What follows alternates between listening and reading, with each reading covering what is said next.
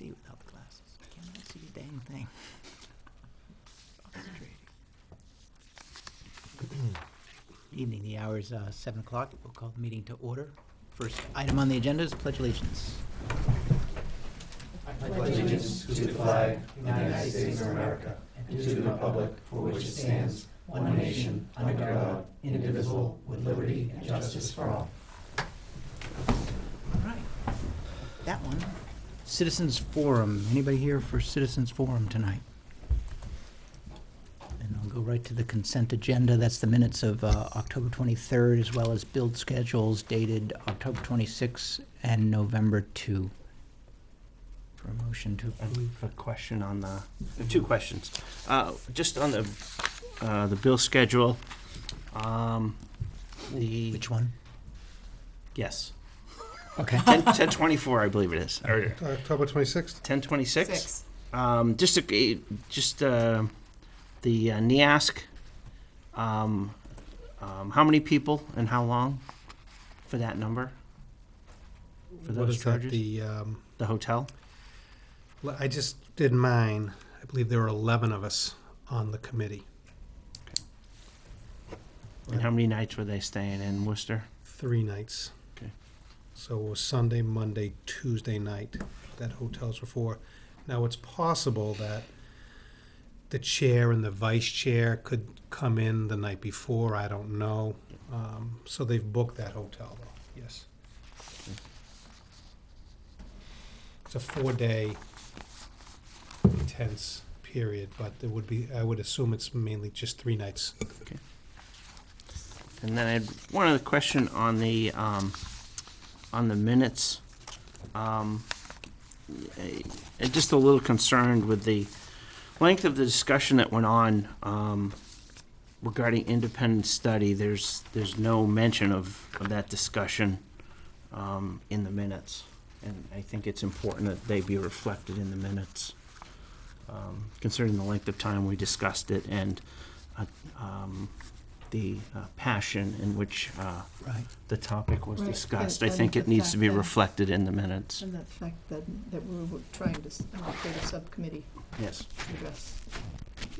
So from a mechanics perspective, I agree with you. There's 3 votes on a motion to amend to add. We should know what we're going to add, right? So what we would do is make a motion to approve, and then we'd make a motion to amend it to add that. And I think we very much should, Okay. as you've said. Think quick what we should add. Okay. Was that the last of the questions, too? That was it. Yeah. So I'd make a motion to approve the consent agenda as presented. Is there a second? Sorry. So now there's a motion Now we made and open. seconded. We say if there are any questions, and then this is where we make a motion to amend the minutes. And I think it would be to amend agenda item 6 to include, somebody's got to help me on the wording. Discussion on, Discussion on independent Continued study. discussion of independent study, requested the committee, the administration bring forward as soon as possible. Everything I'm going to say on my superintendent report is what you're going to be looking for. So basically what you're looking for is we're going to establish a subcommittee to address independent study. And you would like a comprehensive plan to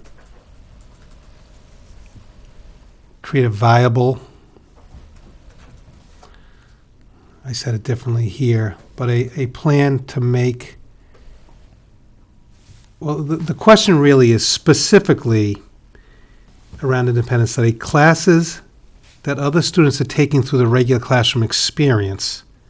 How can students do those, potentially a few students do those classes independently?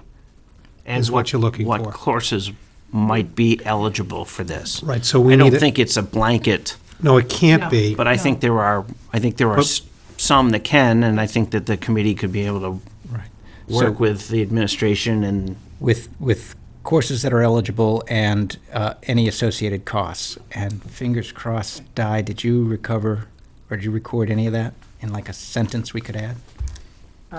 No, I'm just kind of, Darn it, I thought you were typing it. lots of information flying. Because I think Yeah. what came out of that meeting last week was not independent study, because we have an independent study program with all the things where someone wants to do an independent study in art, or they want to do an independent study. But that's in- truly self-guided. This isn't necessarily. No, that's what I mean. So that's- Part of self-guided. why I want a motion to amendment with wording, so that That's we don't why- get into a long debate Right. tonight Right. unless So we you were need to. specific about independent studies of courses that we currently offer that a student could potentially take as an independent study with guided support. We have to identify the parameters of that, any costs associated with that, what courses could potentially be offered under that schedule.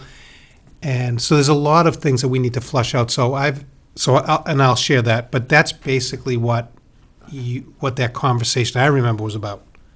Yes. And that's what so that's what I'll report out. I don't like the word logistics, but I think you're asking for an amendment that says the committee continued discussions regarding independent study offerings. School committee asked the administration to bring back additional information with respect to offerings, cost, and how programs would be implemented. So, yeah, so basically. So if that's the motion to amend the minutes, I agree we should put that in, but we're not going to talk about it. on this No, I item. just wanted to make sure we had the right wording, that I think that's important. Does that work? That's fine. I just wanted in the minutes and on the record. And I agree with you, and that's why I said we can do that, because I'm pretty sure we got 3 votes And the regardless. subcommittee vote is in there? The subcommittee vote is in the minutes already? No. No. No, Because that was another piece that we did, Yep, creation of a subcommittee. committee, yeah. okay. I have it here, and I'm going to give it to Diane, what I just read. Do we want to read again, or are you guys good with Yeah. that? Okay, so continued discussion regarding independent study offerings. School committee asked the administration to work with the subcommittee and bring back to the full committee additional information with respect to offerings, cost, and implementation process. Okay. So moved. Yeah? Yeah. Second? Second? Any discussion? Take a Okay. vote. Aye. Aye. Carries 5-0. So now we've made an amendment to the minutes. We're back to the original question. Any other questions, concerns, amendments? All in favor? Aye. Aye. Carries 5-0. I'll give you this for $1.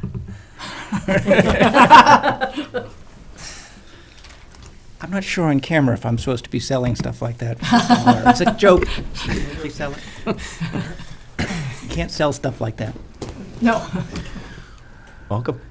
Let's see. We did the consent agenda, and then it didn't say it here on my piece here, but the students are here, which is always the best part of the meeting.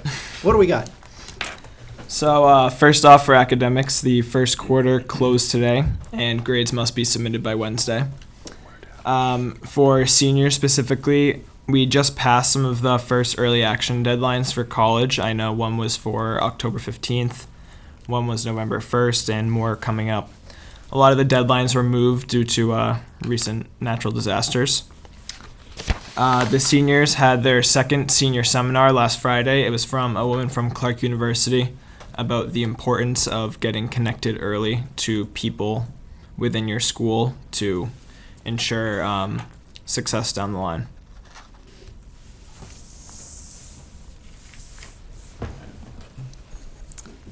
With athletics, so it's playoff season time. So 2 members of the golf team went to states, Jared Buffoni and Jack Moy. So Jared Buffoni's a senior, Jack Moy's a freshman. And they both placed pretty well, and overall the team placed 5th. Cross-country girls and girls soccer and girls cheerleading. Girls soccer won the first round, and cross-country girls and girls cheerleading actually both won DVCs, which is a big deal. And the boys were knocked out of playoffs today, boys soccer team. So for social, 2 Fridays ago, the elementary school and high school participated in Trunk or Treat, which is like a lot of the high school clubs set up decorate the trunks of their cars and passed out candy to the elementary school kids at Fun Night Out. And for other, so parent-teacher conferences are this Thursday, and we all really appreciated the day off last Monday.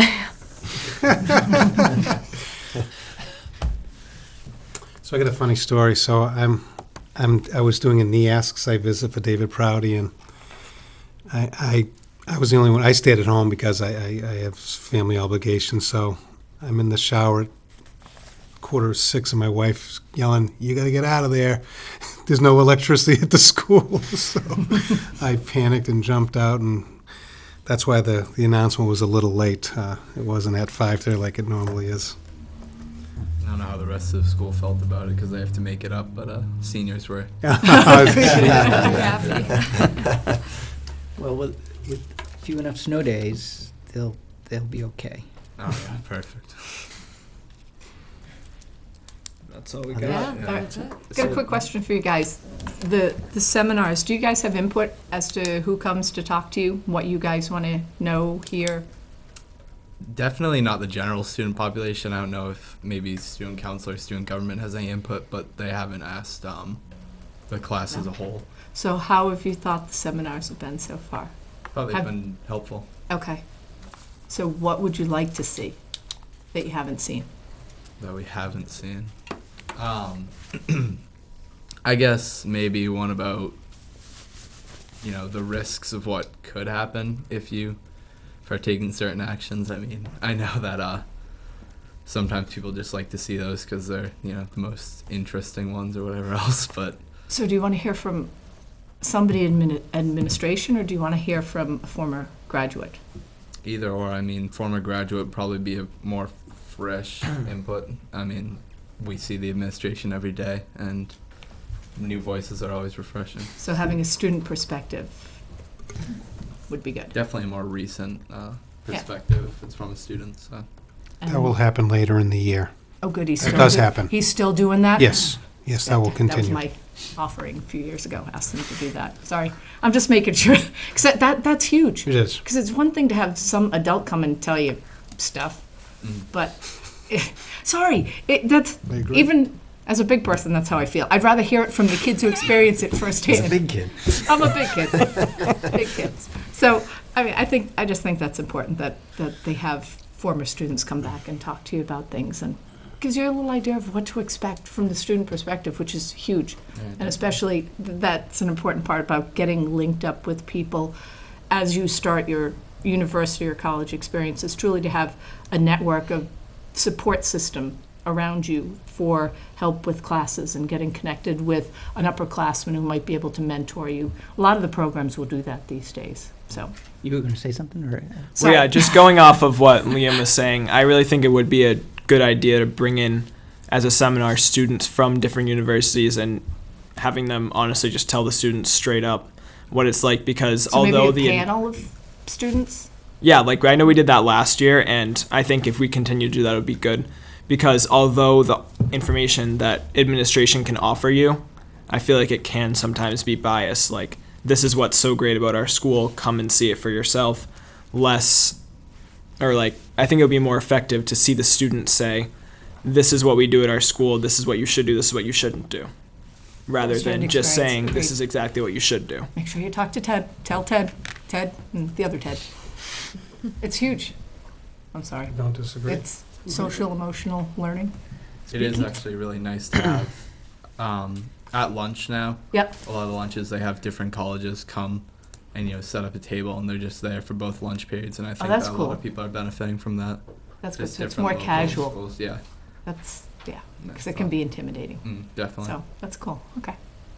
So you guys going to the game now, or you, no, too late? I don't know if we'll make it. Yeah, by the time, if you left now, you probably. Sorry, I won't ask any more Volleyball. questions. Yeah, 7 o'clock. Hopedale. Probably want to make I'll it. watch the updates on Twitter. Excellent. Thank you, guys. Thanks. Thank you.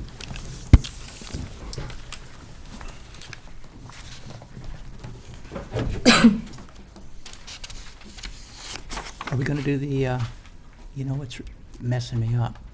Do you have I'm the right reading one? the minutes Oh, from the Oh. last meeting. So the athletics update, I'm No. thinking probably we're on not field going to get trip. another one. And there's the student update, right there, item number 5. Just exactly where it's supposed to go.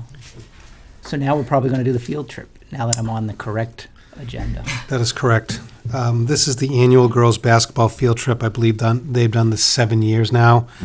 They go down to the University of St. Joe's. They leave a half hour early on Friday, December 1st. They leave at 11:30. They go there.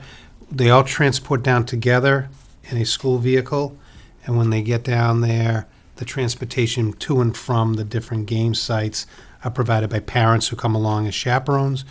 And then they return as a group on the school vehicle. This has been a very successful program, and there's never been an issue with this particular weekend program. I'm looking for a motion to approve this, the girls' varsity basketball field trip. So moved. Second? Any questions? Anybody need a description? It's been a, like Ted said, it's been a good trip for the past 7 years, very well received, gone off without hitches and well attended, so Yep. I'm all in favor. I do have one question. With, once the kids get transported by parents, once they're there, what's the liability to the school? There is no law. I mean, we went through this several years. We're covered by our insurance. Okay. They're first covered by their insurance, and then we go on to our insurance. Okay. Where do they stay? They stay at the Hampton Inn and Suites in Farmington. That's a good deal. Mhm. $100? Yes. So the parents assume some, Personal liability. Yes. And we have waivers signed, so we have documentation of all of that. other questions? All in favor? Aye. Carries 5-0. And now it sort of makes sense that Mr. Raymond's here. This is all really coming together with the correct agenda. It's amazing. So. Let's do a facilities update. Sure, why not? Excellent. You all got the handout? Yes. Okay. Well, first of all, we'll talk off with the, talk about the wastewater treatment plant and some of the issues that we've, are going through at the present time. First one is the tank hatch in the road. If any of you have driven behind the school, you'll notice we got some orange pylons out there telling you not to ride on that. It is one of the corners, it wasn't installed correctly. There's no support structure underneath, and they had a structural engineer come in because I pushed on it. It'd been pushing on it for a while, and finally, when school started back up, and I'm hearing the clanging louder and louder, we decided we've got to push on it harder. So, You're anyways, not talking about the actual hatch. You're talking about getting the hatch fixed when you say push on it. Right? yes. You don't want to push. No. So anyways, they called us, the Whitewater guys, they opened the hatch up to see what they could do to fix it, and they decided to get a structural engineer involved because it wasn't mounted properly. So that's, that estimate is forthcoming. I haven't received anything yet. Whitewater is going to try to do the work themselves to try to save us some money. If they send it out for bid or have somebody else do it, it might be a little bit more. So they're right now, depending on what the structural engineer says, they're hoping to do the work themselves. And they can do the work?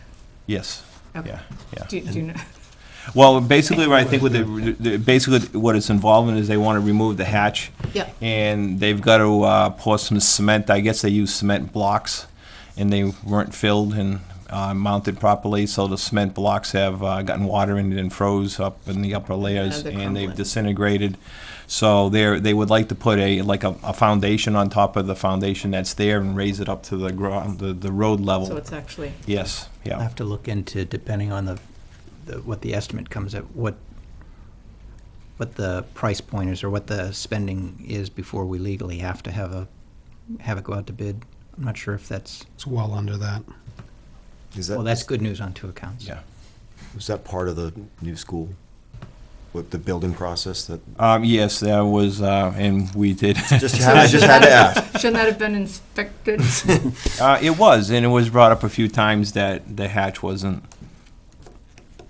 could it take, the question that was asked was, will it take the beating of the snow plows and the front end loaders going over plowing snow and trucks and trailer trucks going over it during the week? And they all said, oh yeah, no problem. In fact, they were gonna leave the aluminum cover, but I talked them into putting in the big steel cover, but even that didn't hold up to the pounding that it takes.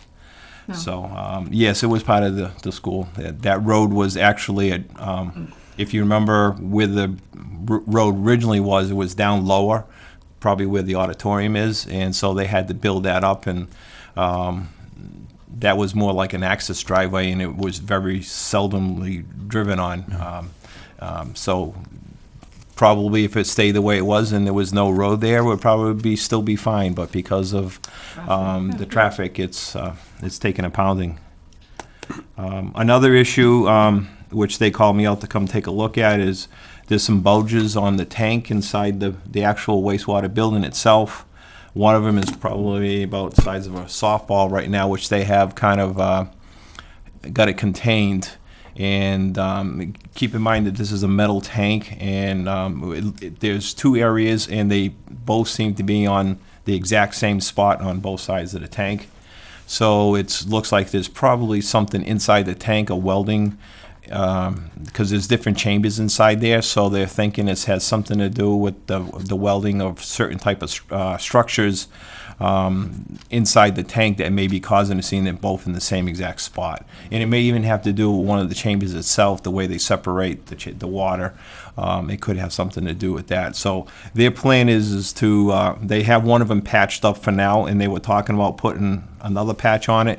So if it was to burst, the water is going to go all over the place, obviously, but they were hoping to put another patch around it with kind of like a box type of thing, and seal it with silicone and probably rubber gasketing and stuff like that, just to hold it in place so that we have a chance of keeping it alive. It's not leaking now. So, one of them is showing, it's got a drip mark coming down the side of the tank, the smaller one actually. The other one is not doing anything. Roger, how big is the tank? So they understand how big this tank is. This tank is probably the size of this room and probably longer. It's about 100,000 gallons, and it's broken up into 3 chambers.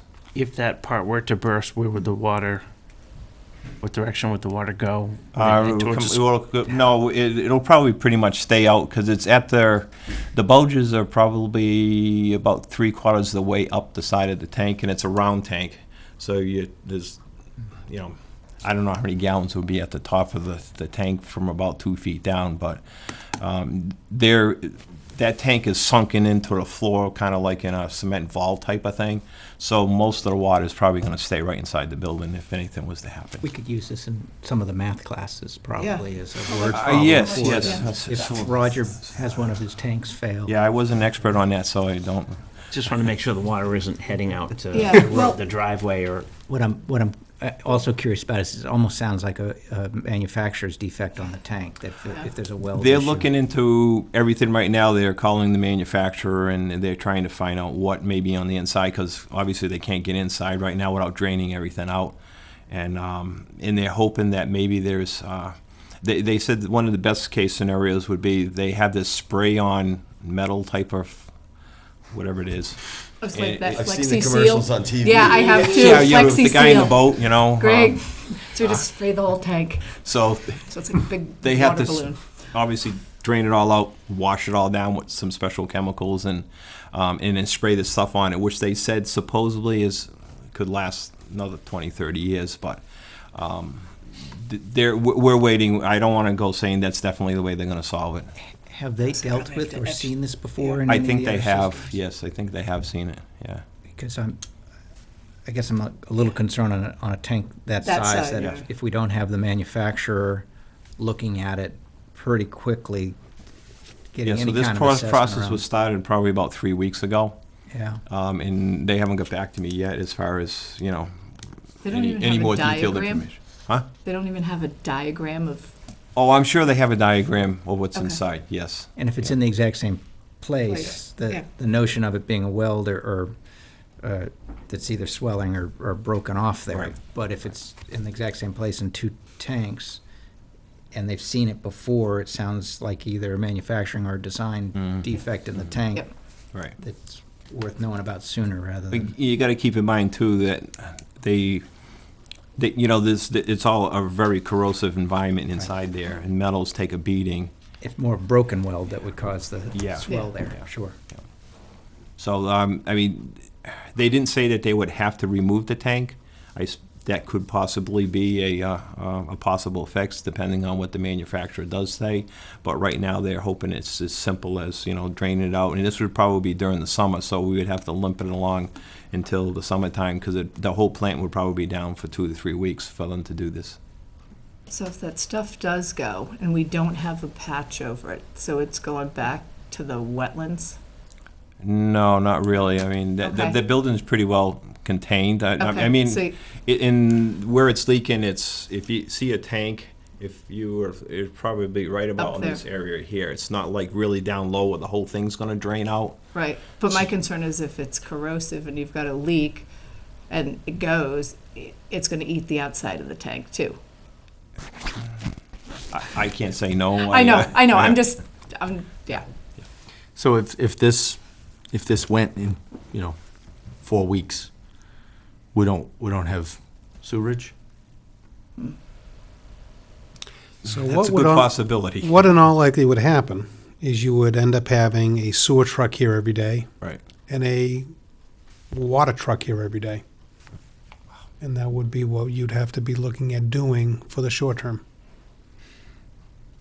The So it's tanks. a pretty significant Yeah. issue, Yeah. long-term to be concerned about. You're almost having a open septic tank Septic. running that would have to be, as you said, pumped Dealt with. Yeah. daily and just Keep in maintained. mind that before the water gets into this huge tank, before it starts the purification process, there are 2 huge tanks outside buried in the ground that separate the solids before it actually enters into the building. So those tanks can hold probably 2 or 3 days worth easily. And so that would be, that's where everything would go. And then, like Ted said, it would be pumped out every probably once to twice a week to remove the solids and keep the water from going out into the leach field. And you could go to potable water with the wells not keep up. We did do that the first week of school, and we did have a problem, but it did keep up for a day. And right near the end of that day was a little questionable, but we can always bring water in. There's 2 4,000 gallon tanks. We have a total 8,000 inside the building that gets purified from the process. And we can hire or bring in a truckload of water if we have to, and that should last, hopefully a couple of days also. The other piece that just is, make these things, the notion of putting a patch on the outside of a cylindrical tank strikes me as difficult at best. That I wonder if somebody who's patching these wouldn't really be talking about banding all the way around the tank somehow, or Yeah, I think they're looking at a bunch of different options. what I hope they are is folks who've dealt with some of the other tanks somewhere else. Do you feel like you've got somebody who this isn't a great experiment or something new for them to learn? Well, RH White's is the name of the company. They're the ones who actually built this plant, and they've built them in other places, so they probably would have the most experience from what I could see. I wonder if you're going to get past the wastewater treatment plant. Yeah, I don't know. I mean, the best solution would be a line that comes in from the street. Yeah. And we just worry about what we pay for water That's right. and what we Yes, pay for yeah. sewer and done, Yeah. right? Yeah. Anyways, as soon as I get some more information, I will pass it along to Ted, or if you want me to come back into a meeting, I'd be glad to do that. If it's good, come on back. If Don't see him. And we do have a contingency plan. I mean, we have identified waste haulers and freshwater companies that we can get that from, and Yeah, I believe a lot of that would be, RH White's would probably, or Whitewater, I should say, would help us out with that because they get the discounts because they use them, certain haulers all the time. So I think they would be helping us out through this process if something was to go. Now, there's no immediate signs that this is going to go like tomorrow or next week or next month. They're just letting me know that, they see some things which don't look good. So we just, just to keep people aware that they're looking into it and see what we can do to fix it, and hopefully it's fairly a simple fix. And these are tanks unrelated to the latest building project. This is the elementary school, right? More than 20 years old? Yeah. Yeah, just in case anybody was, That's good. Yeah, this is. well, that's good, Um, unless they come back and say, well, shoot, these things only have a 15-year. Yeah, Life. exactly. Yep. There's also, which is related, that we've found this problem out from the wastewater treatment plant. When we were down, we had to switch over to the well water. There's some huge backflow preventers that are in the bottom of the elementary school building. And that, again, if we have to switch over, that prevents the water from backing up into the well water to contaminate it. And the backflows were tested, they are working, but they are leaking, which is not good. So we had a company come in to repair them, and he brought in the kits to do it Columbus Day weekend. And he couldn't shut the water off from the big valves. They wouldn't close all the way, so we were maintaining the pressure in the pipes, and you can't do that. I mean, obviously you can't pull things apart if you got pressure in the water, pressure there. So he said probably the best scenario was to replace this whole section, and that is to the tune of about $6,000. So our plan right now is to nurse it along as long as it still passes its test, which we have done twice a year. We're going to put this onto the capital plan for the summer and get it fixed then. So what happens if it goes? Then we'll have to deal with it right away. We have money in the budget for repairs.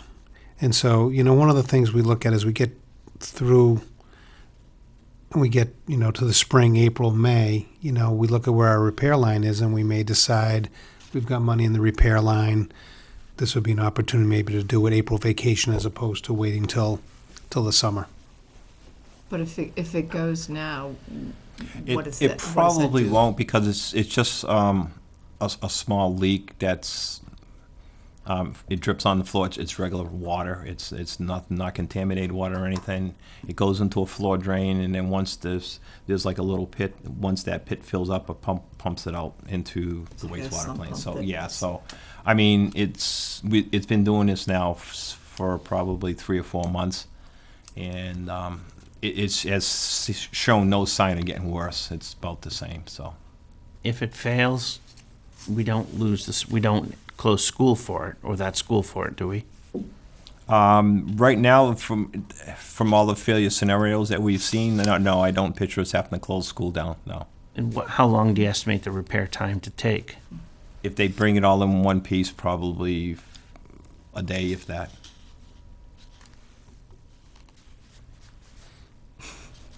Do it. Yeah, I'm thinking I'm do thinking it. preventative, do I'm it. thinking do it.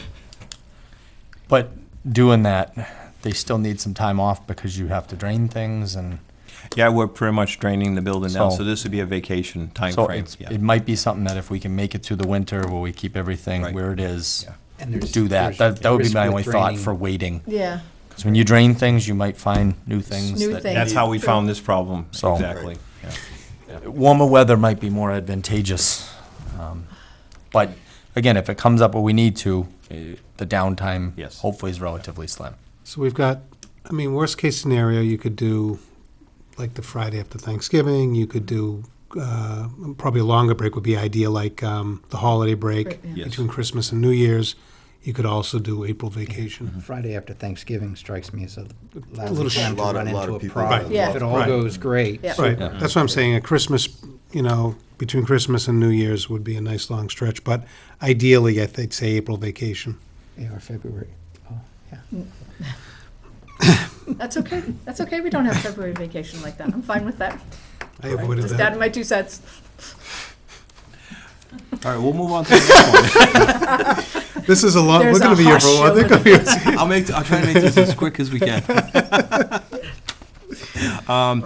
This is just a DEP concern. They come in and they go through the water system like once a year or once every couple of years, and they came in and they have a concern about well 04G, which is the one that's out in the soccer field near the football field. And the problem with it was a problem that dates back to the construction of the new building, because that that wellhead is underground.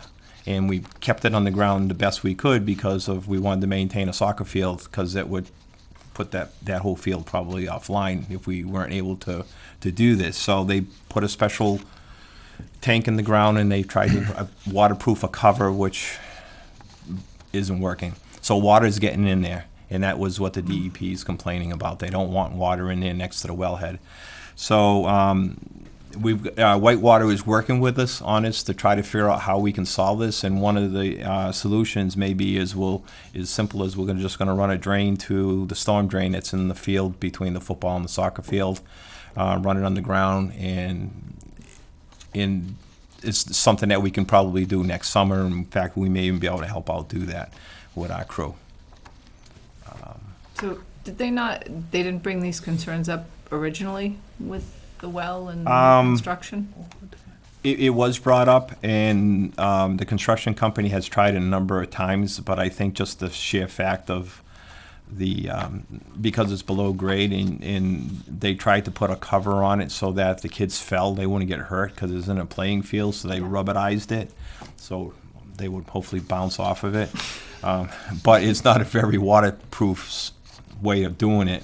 So, like I said, I mean, this thing is probably about the size of a bushel basket, and then the wellhead sits in the front of it, and it's encased in cement, but water is seeped in from the top cover, and it has no place to go. That they would have addressed that back then. Okay, all right, let's move on. So, are you putting a French drain then around? What are you? They're gonna We look will into run it. a drain from, probably have to They're put a gonna look hole, into it. yeah, put a hole in the bottom so the water goes into this pipe, which will bring it out to another pipe.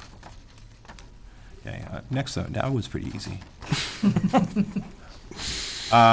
The Simonian Center, we've had some intermittent problems with that one, where we're getting these random, almost ghost type of alarm and trouble signals. Just recently, we had 2 fire alarms go off, like in a matter of 15 minutes. This was probably about a month ago. So we called them right away, and they came out, and it reset itself before the guys even got here. And they had no way of troubleshooting to find out. And they've seen this failure mechanism with other panels. Keep in mind the panel is old. So they sent our engineer out, who is probably their best person, and he reprogrammed the whole thing, reloaded everything, to try to solve this, which has solved a few others, but not all of them. Right now, we've been, knock on wood, we've been good. We haven't had any more alarms, and hopefully it'll stay that way. So I asked them for a price on it just in case, and it's around $12,000 if we had to redo over that whole panel. Right now, the plan is if it does start to get worse, then we'll put it on the capital plan. We want to put it on the capital plan anyway, because right now, the Early Learning Center and the elementary school are not a unified system. Correct. And so there are actually 2 different alarms. And that's a problem, because they're one school. Right. So one of the things, same building, so we're looking at getting a price to reconfigure so that when the alarm goes off, it goes off across both schools. And that would be something we would put in the capital plan. All right, now on to the high school. I think you've all heard that we've had a number of HVAC issues, mainly around the air conditioning, very intermittent or just plain not working. 2 companies have been helping us out, and this is like almost 3 years now after the warranty. So they've been actually, I think, very nice helping us out, even though it's partially their problem. But they haven't charged us for anything for all the fixes that they've been doing, and they've had some people up there. This past summer, they were up there for probably a month and a half doing various repiping work to refrigerant lines and trying to fix the problems that we are experiencing. So, I mean, they haven't dropped us. They're still with us, and right now, obviously, any problems that we have, we won't know until next spring when we have to turn AC back on. And they have committed to still helping us out if we still have more issues when we turn them on.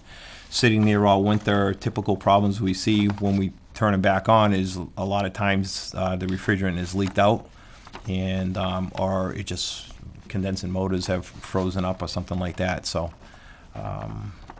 they're still working to help us out with that. So they were actually the ones who installed it, or did? One of the companies hired a subcontractor, and it's up there. So it's still under their responsibility, but they Right. just hired somebody else. I've also recently asked, instead of sending this company down from New Hampshire, because it takes them till 8, 9 o'clock in the morning to get here. So why don't you just use our local guy? And they have done a couple fixes and used our local guy, and then the charge just went to this company instead of to us. Have you heard of or talked to any other schools that have had buildings put in with similar units, and are they having issues? I haven't heard of the exact systems that we have, but I have heard there are a few schools or other businesses, that may not have been just schools, who have had these units, and they've all had problems like what we're seeing. Yeah. This company that made these units that are on the high school roof specialized in heaters for swimming pools and big commercial swimming pools, and they decided to get into HVAC. And I guess when TLT decided, we'll buy these units, they got a good price on them, and So had we put a pool in, it would have been Yeah, great. we would've been had fine. a great, yes. Put a pool on the roof. anyways, both companies the name of the is Amonte, and they've come in and they've still staying biased. They also totally, right the beginning of the school year, before we turn the boilers on, we've had oil leaks all over my boiler room that I just had all nice painted floors and ruined them, so we have to do it again. But anyways, oil was leaking from their oil lines all over the place, and they came in and they pulled them all out and repiped the whole thing, and No leaks? no leaks so far, yes. So they've been very helpful as far as go. This is a new issue that just came up probably about 2 weeks ago. One of the shower benches in one of the locker rooms, a person was sitting on it and it collapsed, pulled away from the wall. And the way it's looking is there was no blocking in the wall to hold the screws on, so they're just going into Sorry. sheetrock with those little blue anchors that you hang pictures with instead of a person. So this person fell on the floor, and consequently we pulled all of them out. There were 6 of them total. We pulled them out of all the locker rooms and the refs rooms in the gym, just to avoid anybody else getting hurt. I contacted Great Builders, who built the second part of this story, and he immediately sent out somebody to take a look at it. And I hired a contractor from this area, and Bright will pay their Was the person cost of. hurt? Excuse me. Was the person hurt? Yeah, he cut his arm a little bit. Yeah. Was that the case for most of the benches? They weren't anchored correctly into any stud? Similar, yes, but I don't know if it was the same contractor. Yeah, wow. Yeah, I'm not sure. Yeah. I think it was a different contractor. Anyways, it seems to be a common issue with the building. Interior lighting, I know people have been asking about the interior lights, why some of them are on all the time, and I am looking into the program that runs that. It is all computerized for the most part, except for some override switches. And what it is once the computer, the breakers that are in the boxes, for those of you who aren't familiar, they are controlled by a computer, and they're all tied into the internet. So when 6 o'clock comes rolling along in the morning, the computer says, turn on all the hallway and classroom lights, and it goes through, and you can actually hear all the breakers going all the way down the line in the breakers, and then all the lights flip on. So there's a program that runs that, and it's not a very intuitive and easy to use program, and I'm still trying to learn that so I can manipulate the switches if I need to do something. And we're looking into doing it now. So because of that, sometimes you may go there and the lights are on because that's the way it was originally thought of to do, and everybody thought it was great at that time. And as we get to know the building, things have changed. So we're thinking maybe we need to start changing that around a little bit. So a quick question. Do the lights ever go off in the library or cafeteria? Yes, they do. They should switch off at 11 at night. And then there's a second pass because we found that this program doesn't, or sometimes things happen so quickly that all the breakers don't go off. So there's a second pass that says definitely shut down at like midnight. So they should all shut down by midnight, the latest, if they don't go off by 11. And we picked 11 because we figure, that would be the time that if anybody's staying late by 11, they're usually leaving, and our guys are usually there until 10:30 or 10:30 anyways. And that's just the hallways and the main areas, hallways, cafeteria, library. And there are override switches in both the high school and middle school offices and down by my office if, like, we come in on when we come in to take care of snow removal before school starts, and we come in at 4 or 5 in the morning, the lights aren't on, so we're fumbling around till I can get to this little override box and hit the button to put some lights on in the garage. Once you learn the program, you'll be able to log in from home. That's quite possible, yes. I'm depending on how the privileges are set up, I may or may not be able to do that, but yeah, that could be a possibility, yes.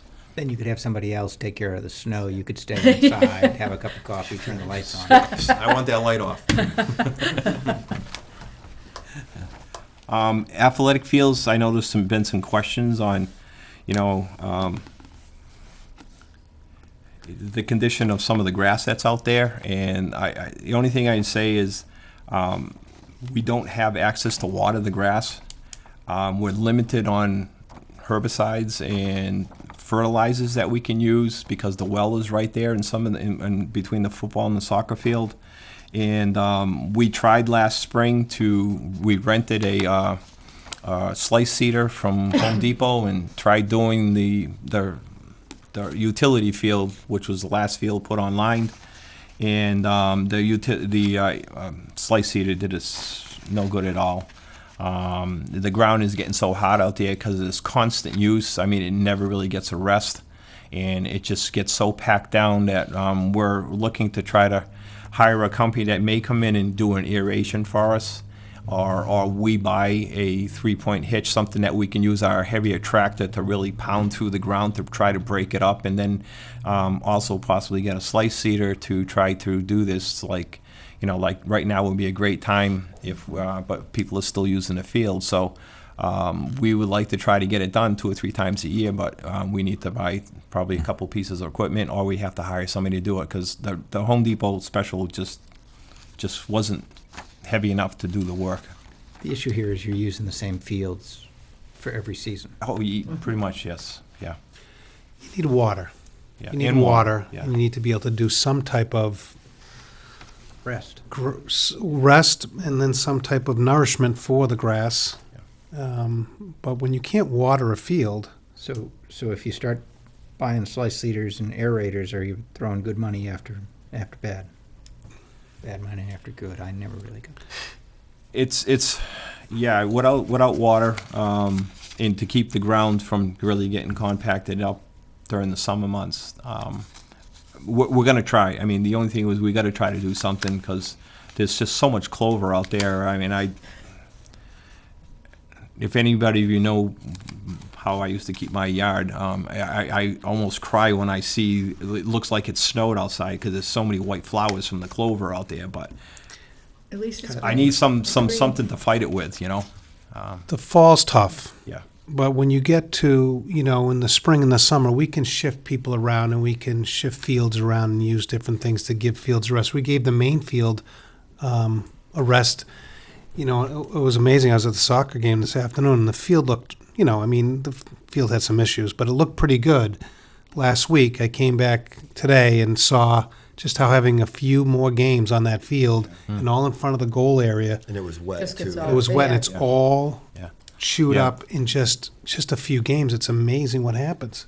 We have tried on the most of those goals, like the last 3 summers, to get good grass to come in, but before the summer's over, they're playing on it again, and then you get 2 or 3 games, it packs it right back down, and the roots really aren't deep enough to sustain that type of use. Outside lighting, there was a few issues, but the walkway lights that were coming down by the elementary school haven't been working for almost a year, and it's not like we haven't tried. We tried a number of times with the electrician to find out where that was, and he brought in that one that you put a current through the wires and try to trace it underground, and it was in a manhole buried underneath grass this deep over by the auditorium of the ELC, and these are the lights that are in front of the elementary school. So we never thought to look there until we started following the wand over, and I says, oh, I remember Skip helping me put a new handhole out there, and we poked around with a shovel, and bang, there it was. And it was a broken wire that probably got water in it, and it just burnt off. So they're working. They're working at the moment. Yep. And then there was a question on the middle and high school signs, the electricity bills that we got from them, and I think the message got sent that National Grid told us that they are a commercial account, and because that we will be billed at least $10 a month for each of those electrical meters that are out there. Even though it's not running? Even when it's not running, yes. Yeah, as long as we have power coming down and there is a meter out there, they will charge us because it's... So $14? $14 they estimated, and they're going to give us a rebate on that for the last probably 6 to 8 months, I think it was. Yeah, the sign hasn't been on in a long time, but that's... What's the issue with the lights don't work anyway on the sign? We found out that the middle school lights, that the power on the pole, they never reconnected it back up because that sign had, one of the electrical boxes that's out there fell over because the wind knocked it and rotted off. We put that back online, and I thought they had come out because I did place a call, and it wasn't, they didn't hook it up. You can see the wires were disconnected. The high school, the power is out at the sign, but the sign is actually powered off. Because the interior circuit there, the wires and the ballast and the tombstones that hold the fluorescent lights burnt up on us. Okay. So we've gotten a quote on trying to get that repaired now. Thanks. Other than that,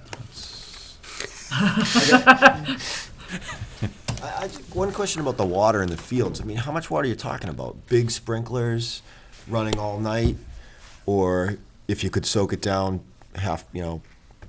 where's all the water go off the roof of the school, for instance? Something something. Most of the water goes off to that little pond that was the fire pond in the back, and then the swamp. Yes. Just thinking about a really big rain barrel.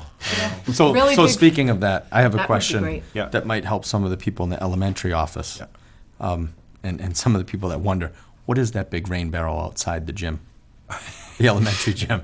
Because that's a big rain barrel. It is a rain barrel, yes, and that was to start the process of doing the fields. No. Okay.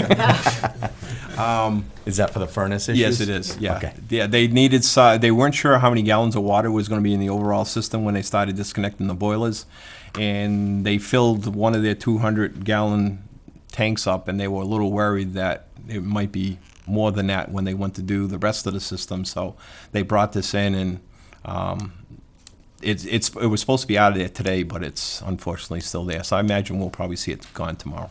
All right. Thanks. All right. It's excellent. Thank you. You're welcome. It's a long story. A lot of things that just to keep the building running. Well, And he's one good to person. hear. Yeah, He's one person. Yeah. we try.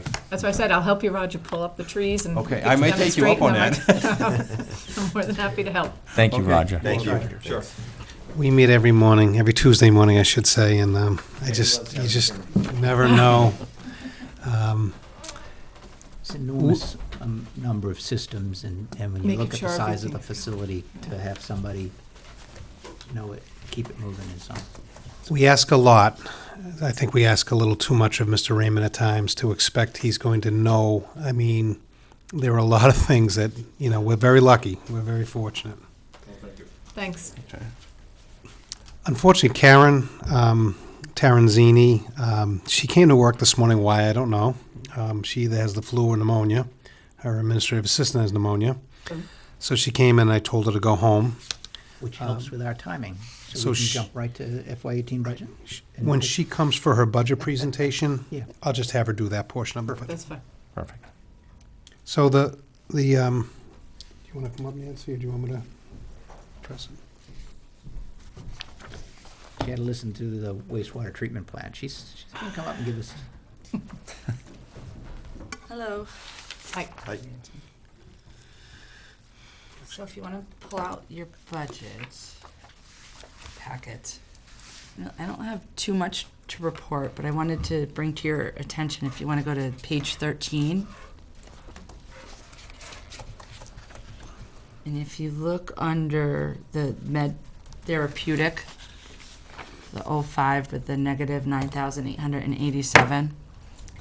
So this is a out-of-district line item, and this is a situation that we really have not anticipated for this year, and it's continuing to grow. So we're monitoring it. We're continuing to monitor it. And the one thing that we are keeping in mind is that the building med therapeutic line items will help offset this as it increases. So right now, the building med therapeutic line items are at 23,000. So as the out-of-district one continues to grow, we'll have the buildings hopefully to help offset it. Is building on the same page, or is Yeah, it? I'm trying to find. They're separated by each school, so each school gets about $6,500, and it's right just above that. You'll see 65. 7,600? That would be Down for one more. Go 20, no, it's 25,000. Line number 23243505. Yeah, that's got the minus. The minus 9. Yes. So that's the 05. If you What go would above, be- there'd be 04, 03, 02, and 01. And each one of those, 7,600. right. Yes. And then 03 is probably 6,500 or 6,700, I believe. Maybe they're a little less. 6,300, yeah. And you've got 02 and 01. So you combine all those together, that's the med therapeutic. And then, yeah. But to be clear, this is going to go over. What we're not sure about, but it will go over a little bit.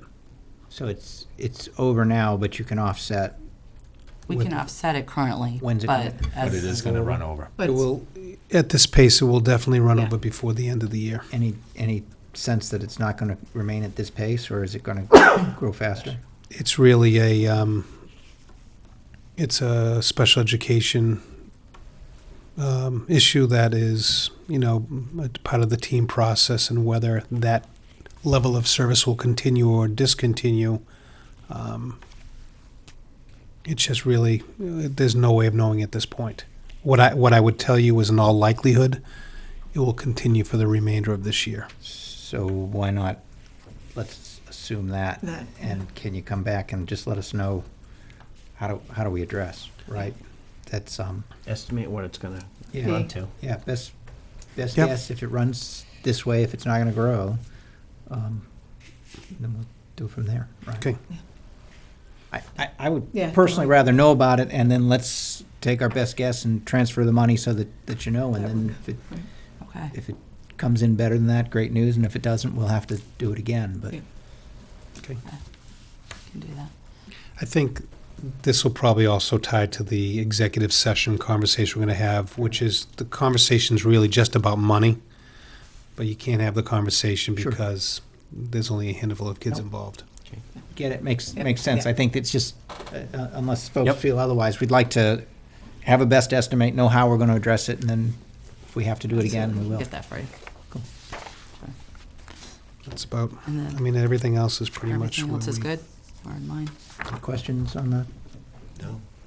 I'll just get a quick, it's about this overall. I know you guys had Mhm. training on the new stuff coming from Munis. Mm-hmm. How is it, and will it make this stuff better for us? No. The training, I think, is more beneficial for me internally, but as far as the reports, it's not going Nobody's to make tweaked them, really? Yeah, it's not going Is to it- make much. That's It makes it that is easier for me to disappointing. process everything and Yeah. get into it. Well, I mean, But that's as far as a the look of plus. it, That's it's So- not going that's to change. Is it- disappointing. Is it that it's not as good as we had hoped, or did we not buy the reporting package that allows all the bells and It's whistles? not as good as we hoped. Ah, It's, yeah. So the salesman did a really good job.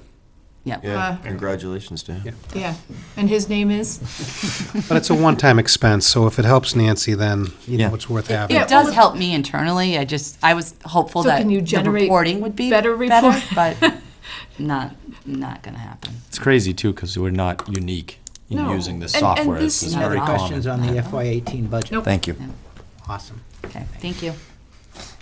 Next item on the agenda is the Southern Worcester Collaborative Education Collaborative, It's just their quarterly update. most of it. Southern Worcester County Educational Collaborative. It's their quarterly update. It's just an FYI for you. Then let's go to the superintendent's update. Okay.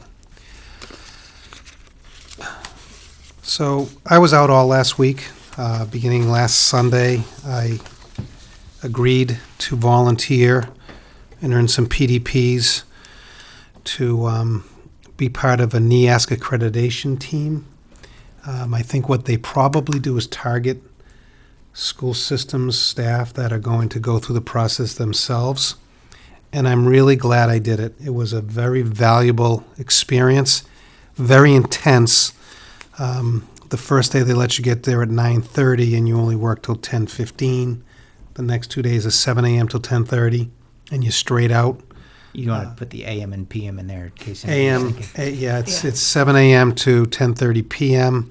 and you're grinding right till the very end because you're going through incredible amounts of documentation to assess whether this school district meets the criteria, these 7 different criteria that they lay out. So it's quite a daunting task for the committee. But it was really, you know, we do a lot of things. You know, we have talked about, do we do NEASC? Do we go through the accreditation process?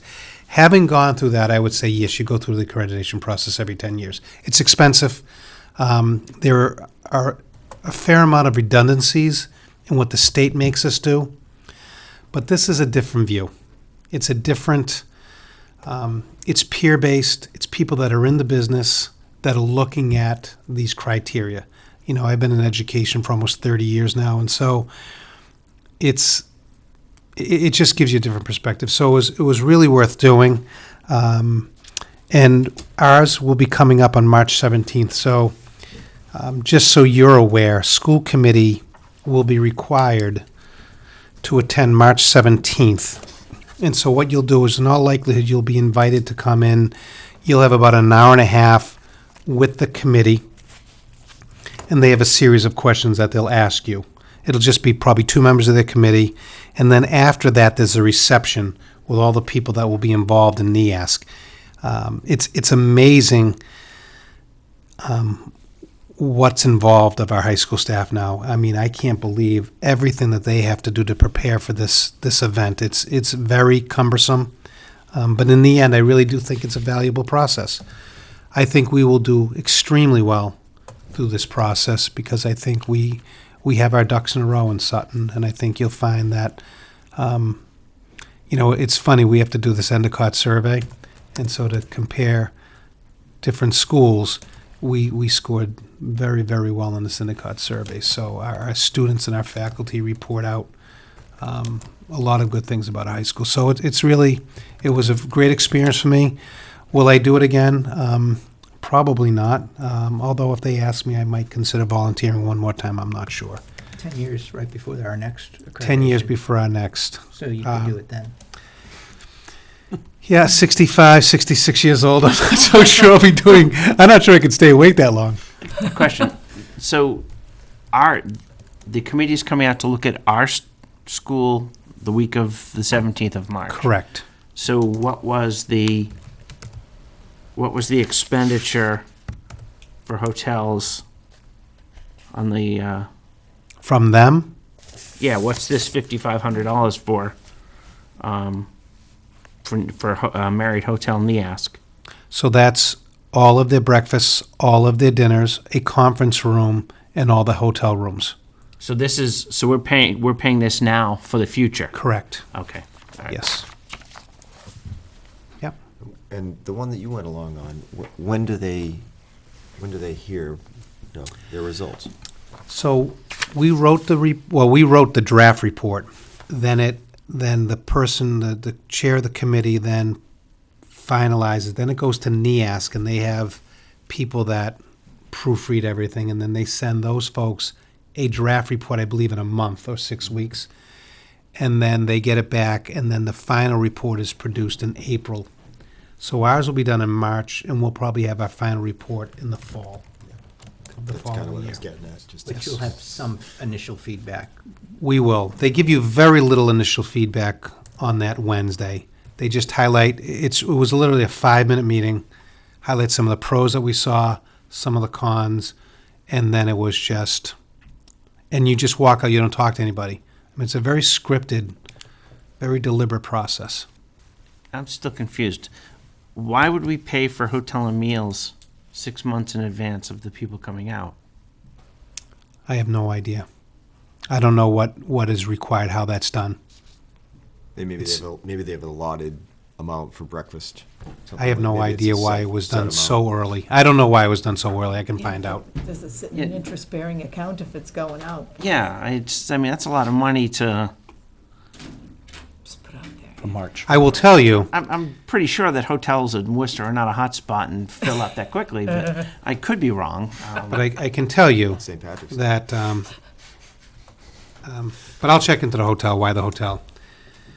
But when we went, and I didn't stay at the hotel, as I said, but that first day, it's Sunday, I'm in the room and I'm diligently working and I'm waiting for everybody else to come back to the room. And I go in the lobby and they never booked, they paid for hotel rooms, but they never checked to make sure they had their rooms. So, but I'll find out why we did it and whether there's a requirement through NEAS that you make sure you book the rooms 5 months ahead. Well, you could, And why we had to pay in full, I don't know. exactly. I'll find I mean, out. you can book them Yeah, and you reserve put them. I don't understand deposit the in. paying in full. That's crazy. The other thing I did last week was and other people can chime in. We attended the MASC, Mass Association of School Committees, Mass Association of School Superintendents Joint Conference on Thursday and Friday. On Friday, I'm just going to talk about one of the sessions that I attended. It was the featured session, and it was on the opioid crisis and how it's impacting society across the board. No one's immune to this problem. But there were just some fascinating statistics that our country consumes 93% of all OxyContin in the world and 81% of all Percocet. And we are 5% of the world's population. So the problem began as really a hospital and doctor problem, and now it's the other thing is, statistically, only there's this thought that people get hooked on opioids and then they go to heroin.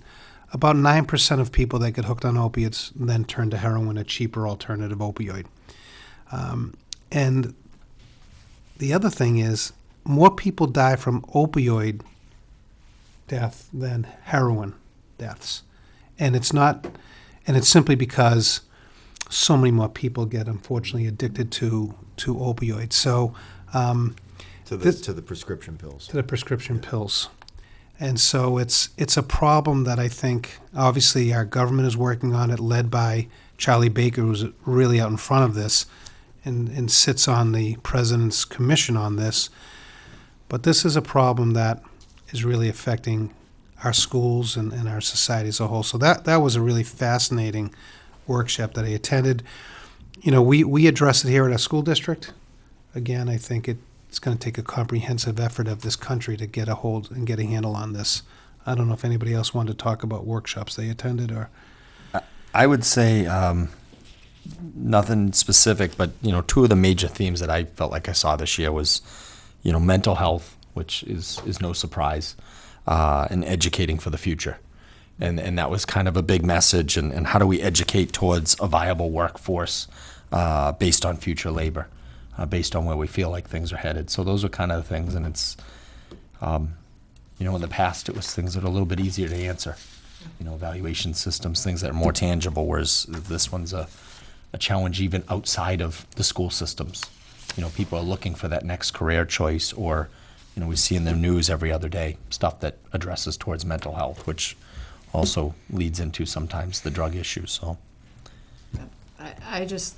I thought it was at least good to stimulate some conversation about where do we want to see our school district going. Given how much things have changed, we're still doing it the way we did how many years ago? And technology's changed. I mean, technology's huge now. So there's so much wrapped up in this. So I think it just starts a whole other discussion of where do we see our district 5, 10, 15 years from now?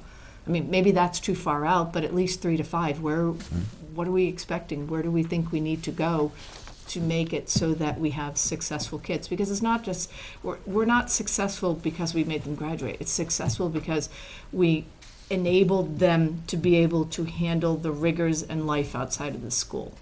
That's how we're successful, not that we graduate 94% of the kids or 98. That doesn't matter. It's how do Are they they do in life? prepared Yeah. for life? Yeah. So I don't I think disagree. it just opens up that A big lot picture. of what you've all already said, the social emotional learning piece, I think is big, and I think there's a good news piece to that a lot of what they're talking about exists here in the district. I suspect we're going to find that we want to find a way to formalize that a little bit more, but that the work is occurring is great news. I did also get a couple of events that were related to measures. So how do you assess whether your school is good or bad? How do you keep track of the graduation rate, which I think is important, but not the only piece. Right. And there's an organization that has been formed in the Boston area. They've targeted about 11 school districts. Yeah. And this has always been an elusive piece of public education. How do you measure the education of the whole child? Right. Test scores are easy. They're down and dirty. Boom. You did well, you didn't do well. This is what you got right, this is what you get wrong. How do you measure social emotional learning? How do you measure that a child is mentally and physically prepared to face the challenges of being an adult? That's a more challenging. That's huge. And some of those measures you may not necessarily get until they're out of here. that was a particularly good session, yeah. And I think that's the one where they've formulated some approach with an app connected to it, and we had discussed on that. I think our school does a great job at a lot of those things currently. Our major gap is the reporting on it. How do we publicize that? How do we make it readily available for people to truly understand this is what goes into it? Now, we like the product that we see. We just don't always market it as well as maybe we could. And that's what was neat about that program, but they were a little bit more advanced and had a couple other things working for them that kind of helped along that stream. Right. So, I mean, again, we monitor that, we look at that. Their ultimate goal is to eliminate the current reporting system and go to a more holistic approach. I think they've got a long way to go. I think that, as Paul and I have talked about, I don't think you throw the baby out with the bathwater. I don't think there's anything wrong with testing students. You have a set of frameworks that have been developed, and I think testing those frameworks have real value, more for the educator than I think the student. But for us to look and say, I mean, I think it's for us to digest and say, what are we doing well, what aren't we doing well, what are kids learning, what aren't kids learning. But if there's a tool that can be developed with technology today, and that we can utilize in our own system, I think it's always worth looking at and investing and looking at the possibilities. Yeah, because you're right. We definitely have the testing portion, but it's that qualitative portion that we don't have a good handle on. So it's just, I think within our system, it's something we can add on to what we've already got existing. So definitely not throwing the baby in the bathwater out. All right. The next thing I want to talk about, and I got a handout for you.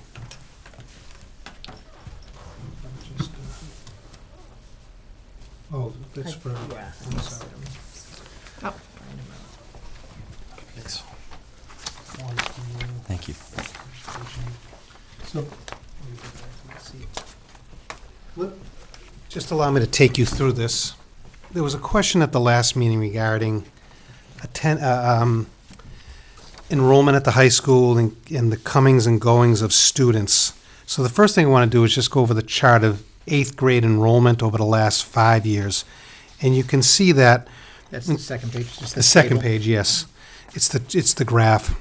And, you know, BVT is the huge factor driving the size of each freshman class. Can you help me? Sometimes it takes me a little while to catch up. The row that says 2016-17, it's got 117 in 8th grade enrollment, and then BVT 35. So that 8th grade class had 117. 35 of those students went to BVT this year. 7 students went to St. John's, 1 to Worcester Academy, 1 to Norfolk Aggie, and 1 to Lomas Academy, where I don't know where that is. And then, obviously, 2016, only 16 students went to BVT. No students went to St. John's. 1 student went to Worcester Academy, 1 to Grafton under school choice. Then you had, again, 2014, we had 154 students, the famous bubble class.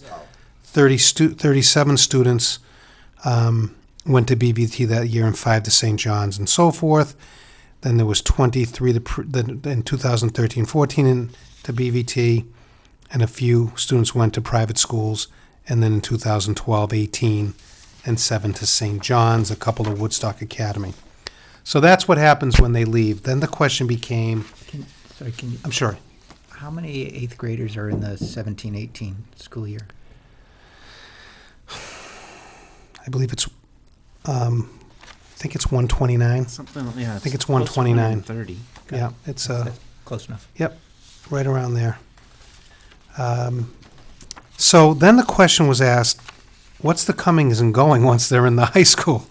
And so our current dropout rate is 1%. And so, by the way, so let me just take you through. When you look at these years that I have laid out, 14, 15, 15, 16, 16, 17, this is the whole high school. So grade 9, 10, 11, and 12. Mm-hmm. So our dropout rate's 1%. Our 4-year graduation is 95%. And so that includes, there are some kids that do not get a diploma because we educate them till they're 22 years of age, or they go an extra year of high school or other things. So, but there's the dropout went 1%, 95% graduation rate.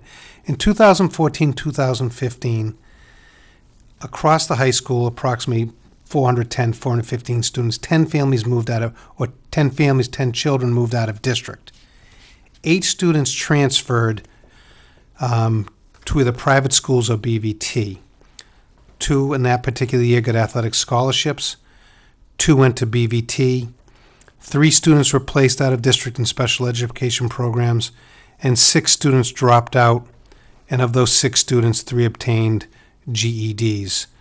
That same year, 9 students returned that were currently enrolled in some programs out of the district. They came back to our district.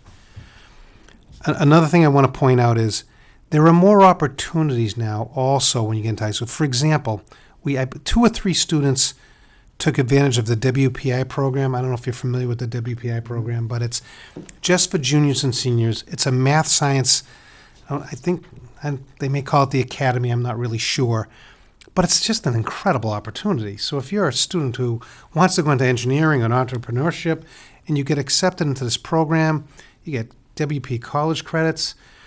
I think just about everybody's accepted to WPI, so that's an opportunity. Another part of these kids choose to go to Quinsigamond Community College this senior year. So I know we've had several students over this period of time that choose that option. They get college credit as an option. They still graduate from Sutton High School. So in 2015, 2016, again, 10 families or 10 students moved out of district. 4 students transferred to private schools. Out of those 4, 1 was BVT. 4 private, 1 BVT, 1 student special education. 5 students dropped out, 2 obtained GEDs, and 10 students again returned from either private or BVT or other programs and moved back. And then 2016, 2017, only 4 students moved out of town. 9 students transferred, 2 on athletic scholarships, 4 went to BVT, and 2 students dropped out of high school in 16, 17, and 4 students returned. So that gives you an overall picture. I looked at this data. I don't know how this compares to other schools. Is this a normal amount of moving around? Out of 415 to 20 kids, is that? But the other thing is, this is a community where people have a little bit more money and have an opportunity to take advantage of some private schools. Am I alarmed by this in any way? No, I'm not. I don't think it's. I think it is what it is. I think this is very good information. It's nice to see and fairly thorough. I think there's a few things here, I guess. Like, I wish, when I look at 2014-15, I kind of wish it was what's the net number. And I take that as this is the reporting of students. To me, this sheet here is, 8th grade enrollment. Okay, so once they're in the high school, that's all the activity that's happened throughout Correct. the whole high school. In each of those and years. what's the net number? So when I read, students returned to Sutton High, moved in district, I assume that's returned or moved in district. And it's just kind of interesting to me. A return is kind of neat. That's hey, they went, tried something, came back, and said this is better, versus somebody just moving in. It still leads to that net number, but Those are all returns that were all in the returns? district. Okay. Yeah, Not because move-ins. not move-ins, because I checked with the guidance secretary this morning, that specific question. So that was people that left. Now, remember, when you have 30, when you, and I'm sure a lot of them are and it's not a lot number, but I'm sure when you have all these kids going to BVT, that's probably a number of them that return to the district. Because they may find that they go there and it wasn't quite what their match. When you have 37 and 35, chances are you're going to have 3 or 4 or 5 kids move back, that it just wasn't the right match for them. So the smallest enrollment and the second largest exodus to BVT is kind of, plus the St. John's, what leads to the low number of freshmen this year. Yeah, It's a small class to begin with. We met with Michael Fitzpatrick as a group of superintendents. One of the things that I just feel like the issues, the current concerns we have around BVT really need to be discussed superintendent to superintendent, not we meet and we addressed our concerns. We have the second smallest school district in the Blackstone Valley of the 13 or 14 schools that attend BVT. And yet we had 35 students out of 117 get accepted. That's huge. That's what I want to know. That's Compared to last year, where only 16 attended, how many were accepted? I mean, it's supposed to be a blind process where they don't They should take know into what town you're consideration It is. district. What I caution everybody is, and this is what I caution all my colleagues, BVT is a great school. And so this is not about BVT but it's it's disproportionate for the size of a town that we have that so many kids are accepted, which means in other towns, not as many kids have an opportunity to go to BVT because we're taking up more slots than the average. So that was the first point we brought to Mr. Fitzpatrick's, and he's going to report back to the committee that, is there anything we can do about that? Should there be proportionality in the breakdown of the acceptance of kids to BVT? I don't know, but it just seems over 2 of the last 3 years, large portions of students had an opportunity to be accepted to BVT and accepted BVT. I would say of the 16, I would say that there were not 30 kids accepted in 15, 16. Yep. So that was the first issue we brought forward, and now I can't think of the second issue that was my concern. Getting in people that really need to go to BVT? Well, that was it. The other issue was, out of our high school, we probably have 20 kids across the whole school, 9, 10, 11, 12. 4 or 5 kids a year really should go to BVT, and they would probably flourish more there. And is there a way that we can figure out a mechanism to work with BVT to see if there's a way that we can get some of those kids in there? It should be. But, yes.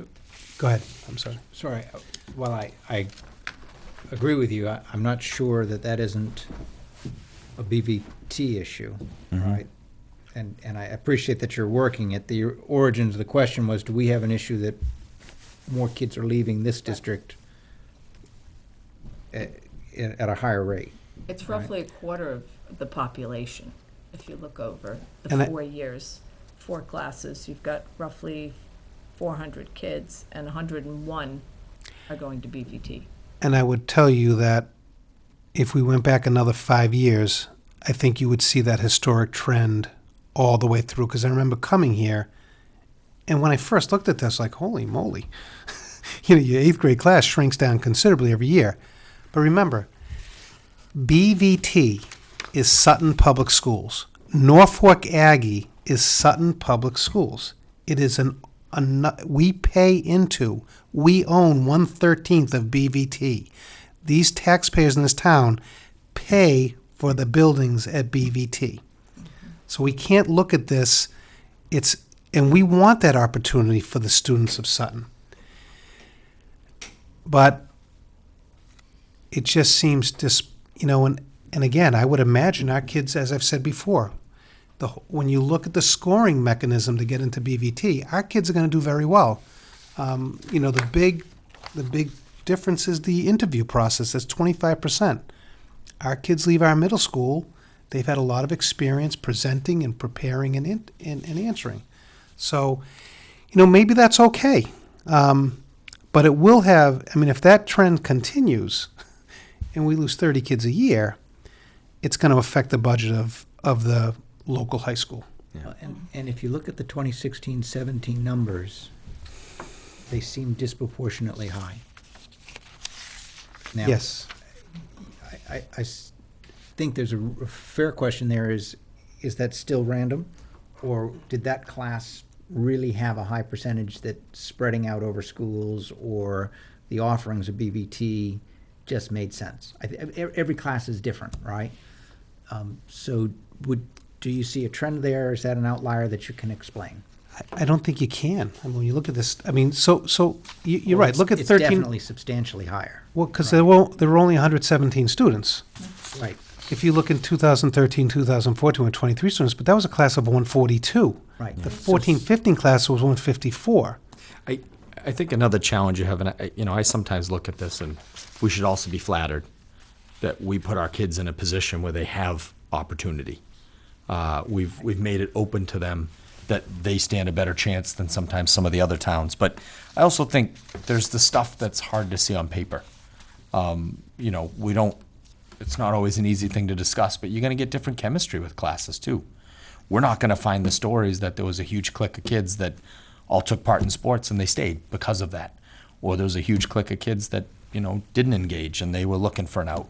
That's the part we don't see. That's the very piece I'm asking. And while I don't know that we would see it, I would hope that the principals, the administration has some discussion and has a sense of there's a class that would expect to want to spread out more. And so that was very much my question, is if you look at that and you think, yeah, it doesn't surprise me that particular class spread out a little bit more. I could say that. I'm not surprised that particular class spread out, just from knowing my son and being in that class. I know there was some, So I would they have hope- a bit of a reputation, let's say. I would hope that the administration would have that sense also, and maybe would say, listen, I see that number, it is higher, and we're pretty comfortable, we don't anticipate that to come around again, right? I know we're not gonna get into conversations about individuals, we're too close to that. That you brought it up. Unfortunately, some classes do get reputations, and really bothers me. The reputations get built by a lot of different ways, but it's really hard for me to say that any class in the Sutton Public Schools deserves a reputation. I mean, the kids that we serve here. So, I do think, though, that I'm sure some parents were frustrated that that particular class got labeled, and maybe that did have something to do with it. Do I really think that was the case? I tend to doubt that 35 kids chose to, they needed to get away, because there had to be 35 kids that got accepted. Right. Well, I think we do a phenomenal job. The fact that we can get a disproportionate number of kids accepted to BVT is a testament to the district. But that supposed difficult class got 35 kids accepted. The previous class of 118 only got 16 to go.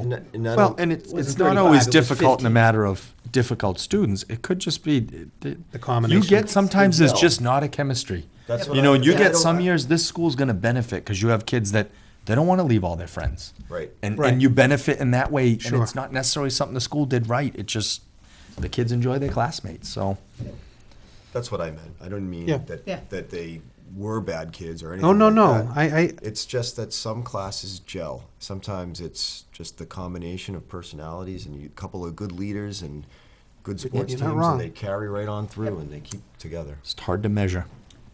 And some classes get reputations as having phenomenal musicians or a spectacular soccer team. Mm-hmm. They're not all negative. Right. Okay. At any rate, for me, I think the numbers are useful and it's a good answer, and I appreciate the work. I do think that it raises the question next year. It'd be interesting to see that number again and see. It was actually good for me. I never, ever, ever thought to look at what happens once they get in high school. I didn't know the amount of moving and things. It's certainly going to change the dynamics if you lose 40% of the incoming freshman class next year. Yeah.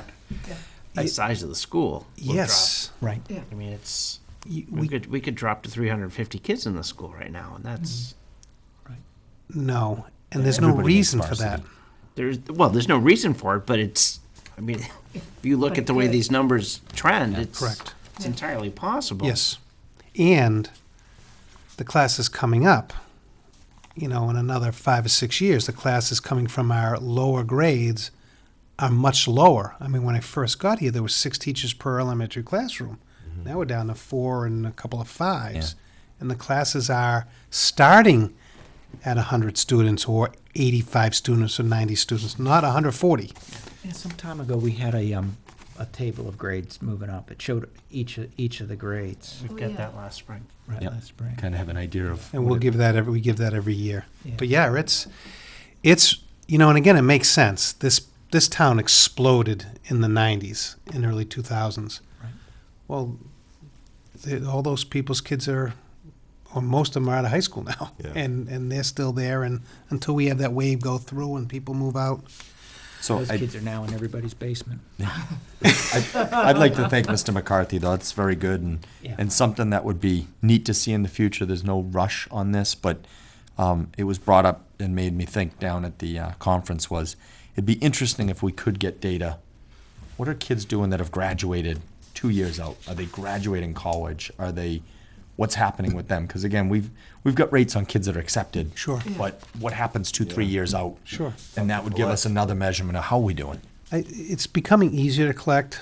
I'm going to follow up with Ted to see where we are. And And again, that's not as urgent. It would be nice, but he's got other things that are higher up. So But And I that, think but that that the also numbers makes get sense. added, or asking for the report piece is helpful. I'm hopeful that it's also, as you were mentioning, Ted, driving a conversation. Mhm. Well, we don't maybe have to be part of all of those conversations, but if in going through that, sure. you all are talking through, it's Yeah. much like MCAS. I don't really care the score as much as knowing that you folks are able to use the data. And, Sorry. and, No, I was agreeing with all that. And so to me, these things that, the next thing I'm going to bring up is what was discussed also at the last couple of what we discussed at the last meeting, which is really healthy. We also discussed at the last meeting students taking classes independently. And specifically what I took from that is classes. So So let me give you an example. So a student gets to their junior year and they want to take a class. And so these are kind of the issues that we need to flush out. And you do have to make choices at some point because there's only so many periods in a day. But so if you choose one class the junior year, knowing that you'll be able to take the other class your senior year. So let's play that scenario out. So you know, I'm going to take this class my junior year, I'm going to take this class my senior year. You get to your senior year, and because of the way your schedule works, you can't take that class.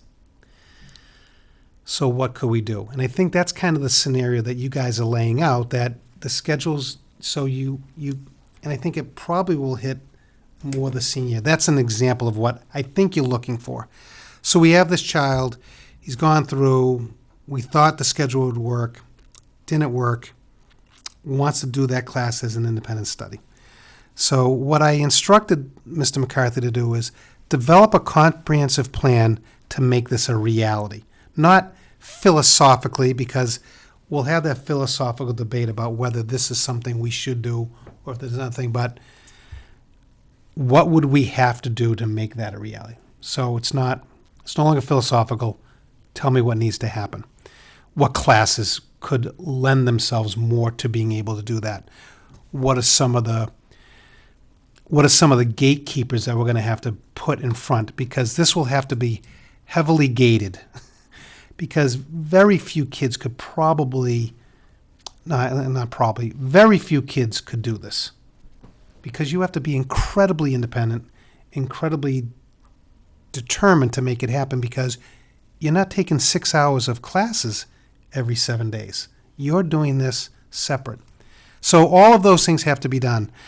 I asked Mr. McCarthy to do a survey. He has a survey of all high school principals across the state. Do they offer these things? So we designed a survey. I looked at it. It looks like a good survey. We'll provide that information to the subcommittee and the full committee. And then what are the other alternatives? What does it cost for virtual high school? As I was thinking about this process, and they've already spent about 10 hours on this, looking at the different things. I thought about, and again, I don't want to over talk about this, but these are just things that go through my head. The teacher already has 100 kids on a caseload on average. So those 2 30-minute after-school sessions really are designed to help those 100 kids that they have. They've went to class, something didn't work out, they come back. But if you were taking a college course, this was just I haven't even talked to Ted McCarthy about this, but you would probably get, what's an average college course a week? If you do Monday, Wednesday, and Friday, it's 90 minutes? No, it's only like 50 minutes. So it's about 3 hours. 3 hours. Yeah. So if I was thinking, if you took and again, this is just one idea I thought of, and again, we got to flush it out more. I haven't even talked to them, but so if you had a teacher who takes on a student who's going to do a class independently, and they gave that child 1 hour a week for 35 weeks, that's what you get in a college course. So I think those are the types of things that I'm looking for. Those types of ideas need to be flushed out to make something like this successful. I mean, I really think we're talking about a handful of kids. I don't think we're talking about 10, 15 kids opting for this. I think you're talking about 3 or 4 kids a year that might run into a problem, and this is an alternative that we should or could be able to offer to those kids.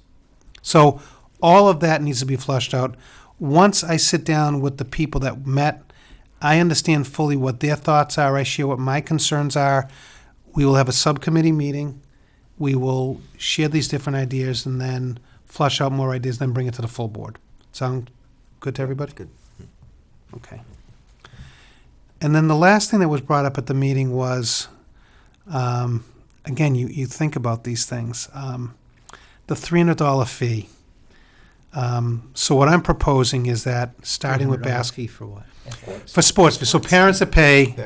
I'm sorry, you guys are Somebody really. didn't watch the last meeting. I'm already. I remember on TV.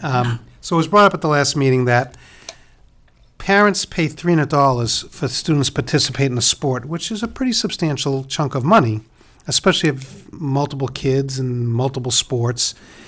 And then if you play basketball or if you play football, then they also have to pay admission to watch a child play. So starting in basketball, my proposal is that we provide those parents with a pass to the games. Now, that doesn't count away games. It doesn't count MIAA tournaments because we don't control that. But I think it's pretty reasonable to allow parents who pay a $300 fee to have a pass to get into the game. So I don't know if we need a vote from the committee for this, or it's just something in my purview to do. We're just going to print the They'll cards. set the gate fees. All right, so You'll have to try to sort out, can I bring my grandparents? Yeah, Can I bring my siblings. brothers? Don't they get in What for about free? my friends from next door? There is seniors get in for free, yes, Yeah. but I want to be very clear. We're not going to be the pass police. And I think that the gesture is appropriate, makes sense personally. I- think yes. that's- so. thank you. And I don't think it's going to make or break the bank. How many, And- how many and- players on the basketball teams? You can have, well, you've got JV and varsity, so you have probably about 45 But for the kids. JV games, the parents come before they even set up the Right, table to collect tickets. Still So it's gonna- really the varsity team and, 2 parents, assuming. But we'll make sure everybody gets Yeah, them. that's great. If you're going to pay $300, you get in. Next like- month's and you can munis laminate it report, you can yourselves at see home. It's going to be. I'm sure we'll laminate them. budget's We- a lot of whack. We just, I'm not going to say Wear it. them around your I don't neck. think it's that much money. What else? That's all I have. Has anybody got new business agenda items, action items? No. I would make a motion to adjourn to executive session pursuant to the Federal Education Rights to Privacy Act to discuss specific special education programming for a student and not reconvene in open session. Second. There's a second. This is a roll call vote. Tough side. Jerome, I. Brennan, aye. Edwards, aye. Clark, aye. That's 5-0. We'll go to Executive executive session and will not return.